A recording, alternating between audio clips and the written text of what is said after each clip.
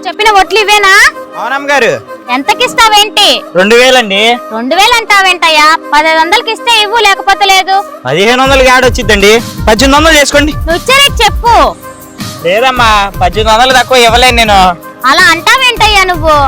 అమ్మా ఆగు, తెచ్చుకున్నాం కదా, పాతిపోవచ్చు, ఎందుకు పాడేస్తున్నా? సరే అమ్మా.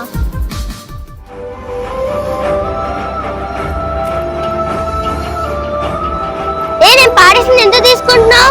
ఇవి నాకు కావాలి, అందుకే తీసుకున్నా. అవి పాతయ్య, ఈ పనికి రావు, అందుకే నేను పాడేసి కొత్తవి కొనుక్కున్నా. ఏ మీ అమ్మ కొత్తవి కూడా కొనిపెట్టలేదా? పర్వాలేదు, నాకు ఎగ్జామ్స్ ఉన్నాయి, నేను వాడుకుంటాను.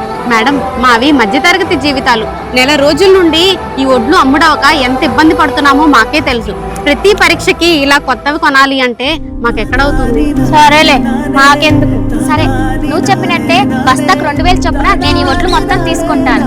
ఇంటికి స్టాక్ పంపించేసే. సరే అమ్మగారు. సరే నీకు సాయంత్రం కొత్తవి తీసుకొస్తా. సరే మామయ్య.